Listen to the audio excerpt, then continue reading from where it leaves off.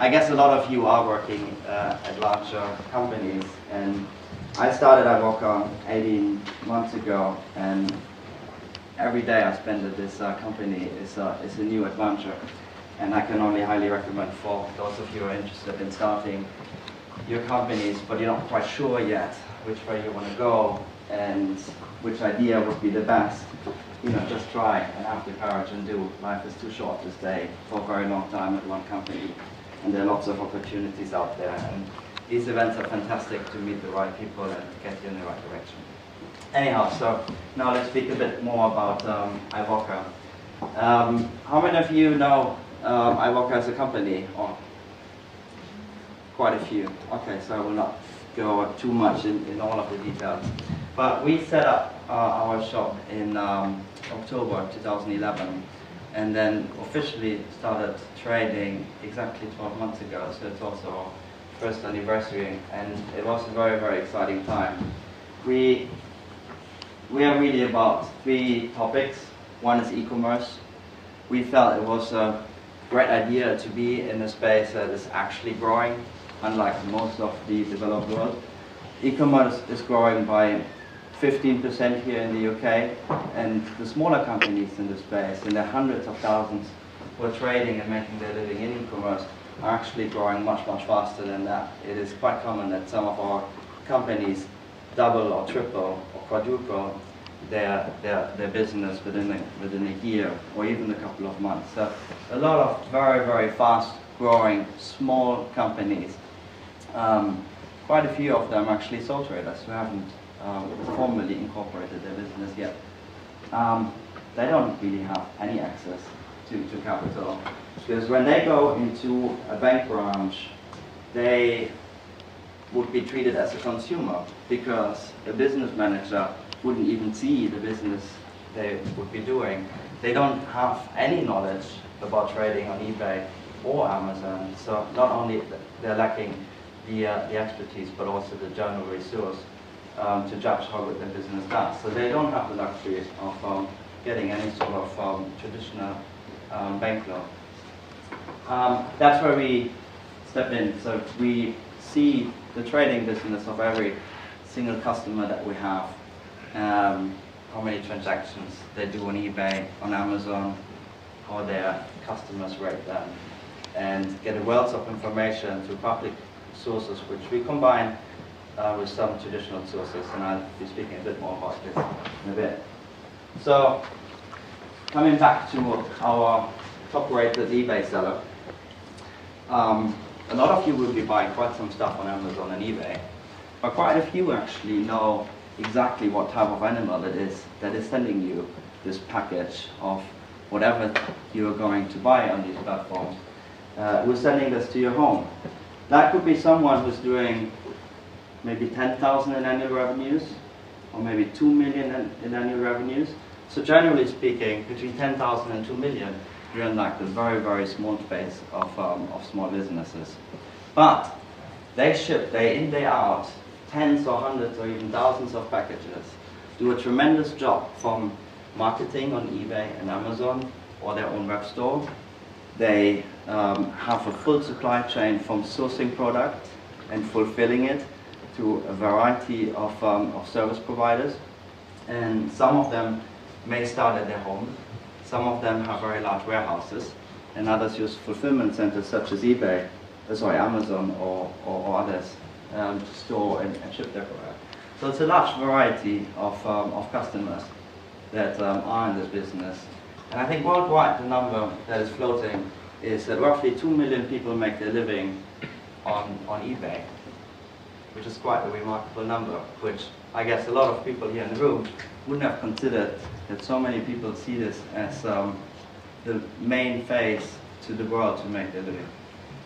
So our favorite seller in this case, he may trade about 100,000 revenues in electronics.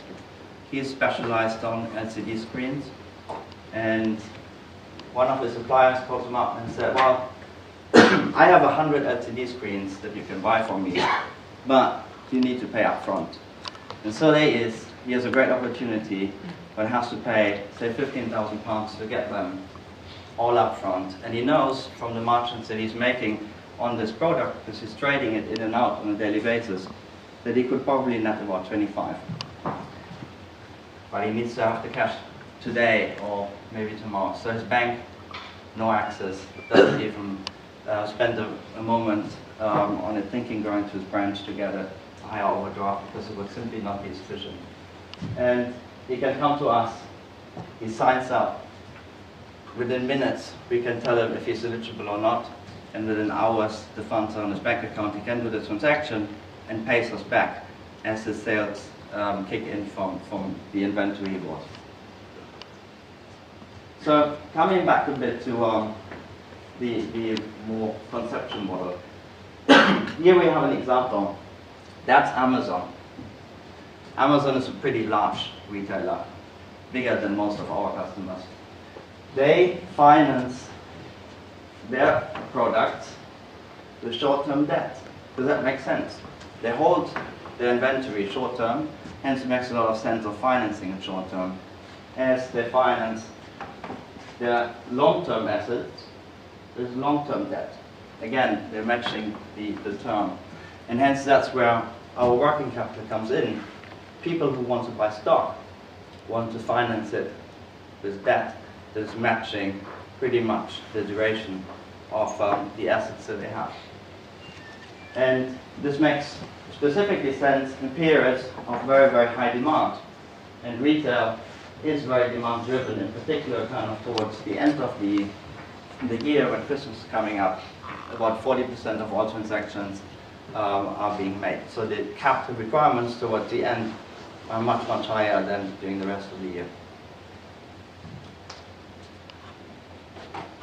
So that's us. Someone who comes to us, signs up, gives us this eBay sell ID, links his Amazon store with our platform, and we can then make the number of checks. We can look at their revenues. We see every single transaction they have made. We can see what product they're selling, at what price they're selling it. We can compare it to their competitors. We're seeing their cash flows that they're doing. We're seeing what their customers are saying about them. And we're seeing as well what his personal credit history is.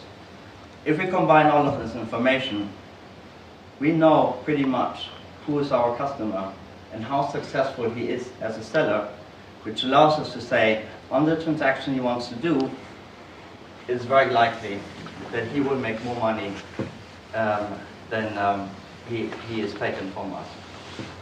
And that allows us in real time to judge if we want to provide capital or not.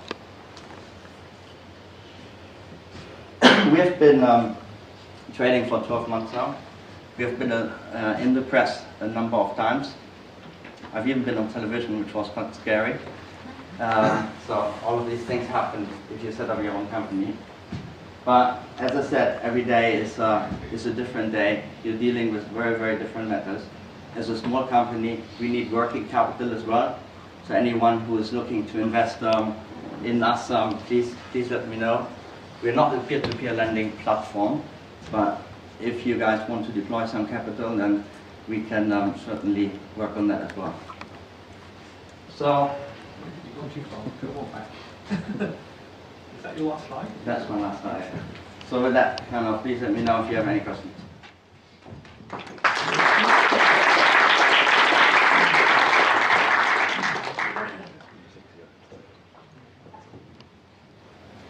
Hi there, thanks for that. This may be a painfully naive question, but you've got nothing there about Apple. And I'm led to believe that iTunes, Apple, the app vendors have a 90-day payment term. And there's clearly a kind of cash flow gap there that could be managed with an application platform such as yourselves. Can you develop on that? As you kind of build up your own company, you realize that you have to prioritize. There are so many interesting opportunities out there that we're seeing. And yes, that is yet another one that is interesting to focus. We will probably not be able to finance people who are running apps on Apple for some time. But as a company that is innovative, we will be at some point at the stage where we're saying this is a good idea too, and it fits into our business model, and then we're adding it as a separate portfolio. But there are quite a few good ideas in the lending space where you can benefit from. And so my question is, how do you think about the challenge that potentially, or in fact is happening, that eBay and Amazon will begin to finance their own sellers and see it as a monetization opportunity for themselves? How do you see that threat? We look at the entire e-commerce space. So if you think of eBay, eBay is very much interested in their business and in their marketplace, and Amazon is very much interested in their marketplace. So we look at the entire space, and our customers, they're not just selling on eBay or on Amazon. They will be saying on eBay, Amazon, 5 different web stores, and eventually they'll have like some offline presence as well.